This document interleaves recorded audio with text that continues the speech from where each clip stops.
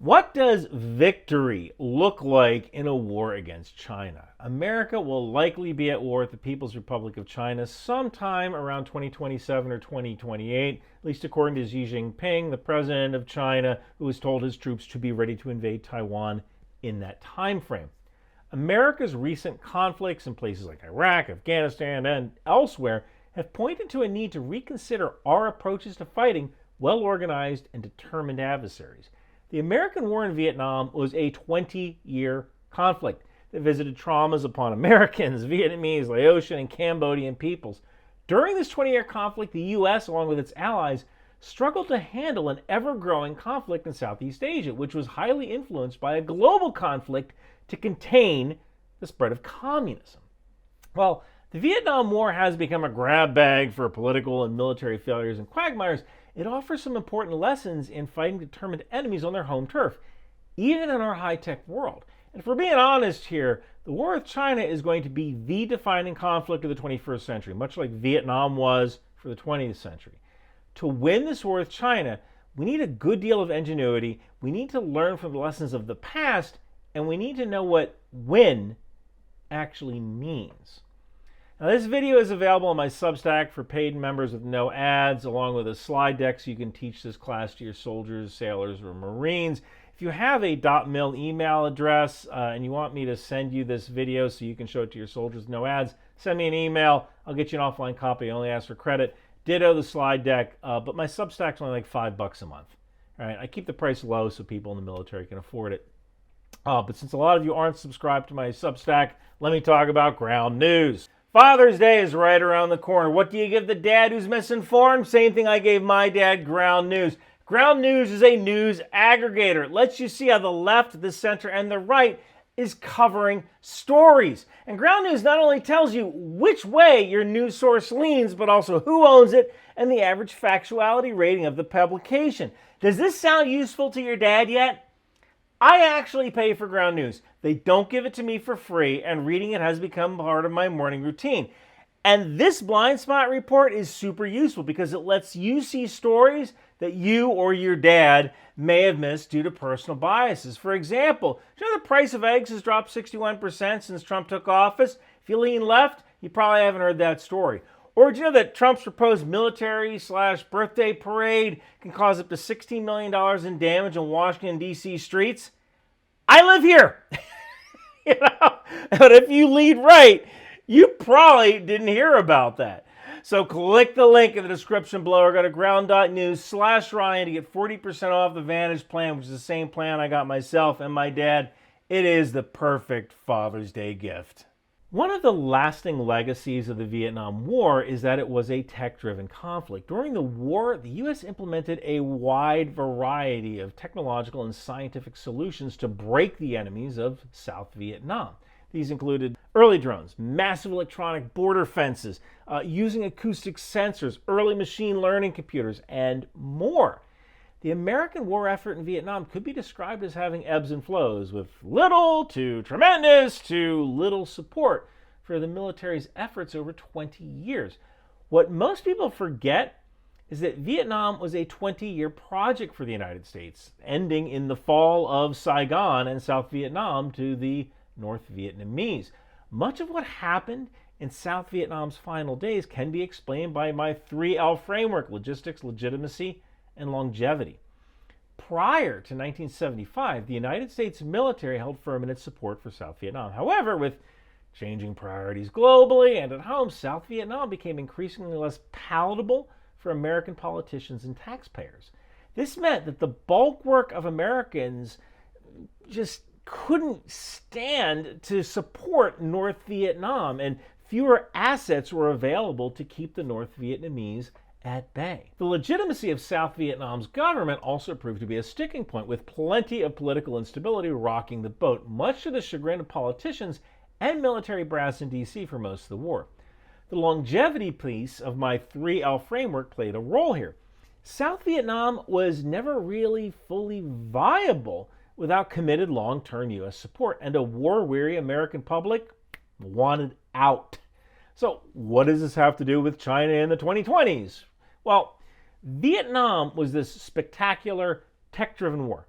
and it failed to achieve anything meaningful for South Vietnam. While it's true that all wars require a good deal of technological and scientific effort behind them, much like our future war with China will be, that's only part of the puzzle. We need to understand that fighting China may require us to come up with some really hard answers to some really hard questions. What exactly does victory entail here? Will it mean the downfall of the Chinese Communist Party? Will it mean we hamstring China's military and regional and global ambitions? Does it mean a free and independent Taiwan? One of the biggest failings of modern military conflict is a lack of understanding what victory entails. Is it nation building, containment, something else? For a Viet Cong guerrilla or an NVA regular in the Vietnam War, victory would have been perpetual resistance to American forces patrolling their homeland. But what about Americans?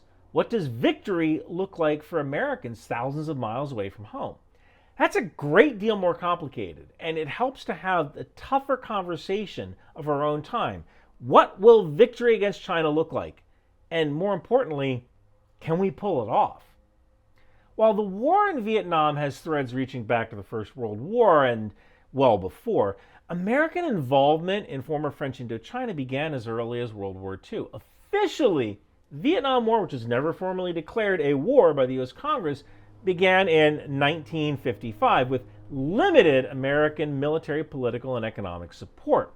With a rise in East-West tensions and the election of John F. Kennedy, the United States ramped up support for Vietnam under well-established communist containment policies. Under Kennedy, the U.S. Department of Defense, still a new department, remember it was formerly the War Department, came under scrutiny, and many policymakers, Kennedy included, suggested a need for reform and new management within the DoD. This is where a rather odd choice for leading the DoD came into the picture. Robert Strange McNamara. You see, McNamara worked at Ford, and he was seen as the ideal candidate for leading reforms within the DoD. McNamara's work at Ford and prior to this during World War II espoused a managerial style supported by statistical analysis and data collection. McNamara's leadership was seen as a way to diminish the influence of conservative, old guard military elites within the DoD who were skeptical of his emphasis on statistical analysis and data collection. The growing tensions between the Soviet Union and the United States, which culminated in crises like the Cuban Missile Crisis, brought McNamara deeper into Kennedy's confidence. Now, during the Cuban Missile Crisis, McNamara and others developed and perfected this new strategic approach known as graduated pressure. Graduated pressure was essentially a communications tool where military force was used to communicate with one's adversary. The idea wasn't about imposing will on the enemy. It was about correcting the behaviors of one's adversaries and to show America's resolve militarily and even politically. McNamara and others saw the Cuban Missile Crisis as a successful case study that justified a wider use of this concept and one that would be used to some effect in Southeast Asia. The problem was that McNamara, along with American politicians and military brass, didn't have an end game for Vietnam or even Southeast Asia. Unlike the Cuban Missile Crisis, there was no clear victory conditions. Sound familiar? And this created the perfect storm. American involvement in Vietnam, as I was saying earlier, began with limited military, political, and economic support. Again, no real endgame in mind here aside from maybe containing communism. As the war grew more intense and global tensions between the Soviets and their allies and the US and its allies rose, Vietnam and really much of Southeast Asia became a battleground for the Cold War. The US government and private and public sector researchers began developing this notion of a limited war to fight off communist aggression. While all-out war at the communist world wasn't necessarily off the table here, American policymakers and war planners saw limited war as an opportunity to secure victory in places like South Vietnam without committing a large amount of personnel and materiel to such a conflict. The idea here was to avoid another Korean War, which was viewed as this colossal military and political failure, and a war that failed to achieve many of its original American objectives. This limited war doctrine, as it's often referred to by historians, offered the U.S. an opportunity to counter communist aggression and avoid being dragged into a prolonged military conflict, at least as the thinking kind of went at the time. These limited conflicts, in theory, would allow the U.S. to secure its interests abroad and still have the strength for potential conflict with, say, the Soviet Union. It also provided the U.S. with an opportunity to conduct anti-communist operations without resorting to using nuclear weapons to secure its objectives. To support these limited war operations, the U.S. government enlisted the help of public and private researchers and institutions developing this collection of technologies that would define the conflict. So napalm, chemical defoliants, data collection systems, early drones, a massive electronic border fence powered by acoustic sensors, and expensive IBM mainframes, and proto-machine learning. This combination of American can-doism, scientific and technological developments, and a new emphasis on limited military conflicts pushed the U.S. deeper into the quagmire of Southeast Asia. Now, before I continue here, I want to make something clear. Our work in countries like Vietnam, Iraq, and Afghanistan were noble efforts. Many good people laid down their lives. I don't want that to be lost here. However, we need to fight wars a little smarter so fewer soldiers, sailors, airmen, Marines, guardians, and others are lost. The war in Vietnam lacked an understanding of local, regional, and global conflicts, and this cost American blood and treasure. Our strategies also showed a real lack of understanding when it came to our adversaries, both regionally and globally. Our war in Vietnam ignored the nationalist fervor of the Vietnamese, underestimated the communist world's support for anti-colonial wars, and hoped to win in the face of mounting evidence that our efforts weren't working, at least in the context of limited war doctrine. We won every single battle against the North Vietnamese army, but we ultimately lost the war. And this is a we situation. Even politicians in D.C. and elsewhere are part of this equation. I think we need to kind of work together to consider why we conduct wars in the first place. Vietnam cost the lives of nearly 70,000 Americans. It doesn't account for those who never came home. The ones who are broken by war, the ones who had to pick up the pieces afterwards. The United States fought all over Southeast Asia for 20 years, achieving very little. We dropped several megatons of conventional explosives and landmines, which surpassed anything that we dropped during World War II, so I guess there's that. But what constituted victory here? That was never really apparent, and the cost to show American resolve reached billions of dollars a year at a time when gas was like a nickel or a dime a gallon. Dr. Sarah Payne of the U.S. Naval War College offers some salient advice here, and I'll paraphrase. There are like 8 billion people in the world. We need to remember that we can overextend ourselves, and we need to be mindful of that. We need to use a combination of alliances and deterrences to keep countries like China and Russia in line. We can't fight everybody, and that's okay. So what does this have to do with fighting China in the 2020s? Well, look, if we're going to fight China in the next big war, we need to consider the victory conditions. We can't be fighting in a decades-long conflict in the Pacific hoping some victory will come from on high when it takes us 2 freaking years to build a destroyer. Instead, we need to ask ourselves, what does victory entail here? And how can we achieve this victory? Is it regime change in China? Is it curtailing Chinese military and political ambitions regionally or globally? Is it maintaining a free and independent state in Taiwan? What exactly are we looking to do here? And that's just as important as having a military ready to fight China, because going in without an endgame will spell disaster. China is showing all of her cards to us now. Heck, they're building the landing ships right now. They want to maintain a communist stranglehold over China proper and any regions they deem as theirs. They have a regional and global ambition, economic, military, political. China doesn't want a Western-ruled order led by the United States. It wants something else that is totally unique and theirs to control. So where does that leave us? How do we get ready for the next big fight and win? It starts with defining what win means. And I don't really have an answer to that.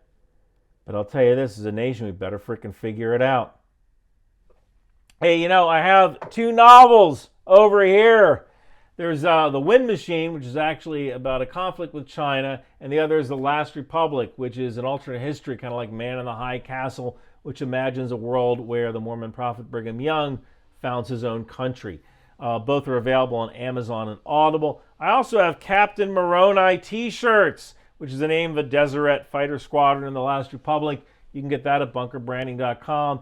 Again, the slides for this video are available at ryanpeth.substack.com for paid members. But again, if you have a .mel email address, email me. I'll get you the slides or the video. Thank you so much for watching. Wow, this girl from Watertown sure is cool. Hey kid, what's going on? Think tank! You know, a girl from Watertown is kind of like riding a moped. It's lots of fun till your friends see you on one. What's really cool is a t-shirt or hoodie from Bunker Branding. Wow! Intel Life! Control-C, Control-V! That's exactly what we do! And Bunker Branding has all sorts of cool gear. Intel Life, Aerosol, Live, Laugh, Launch for Destroyer, Trident, HIMARS, and Patriot. Think outside the bomb. Drone Sweep Drone, Department of the Boat People, landmines, and even the tow missile. It would behoove you to grab one today. Girls from Watertown aren't cool, so wear your Bunker Branding gear. Now I know. And knowing's half the battle. Hey babe, you wanna dance? Bunker Branding!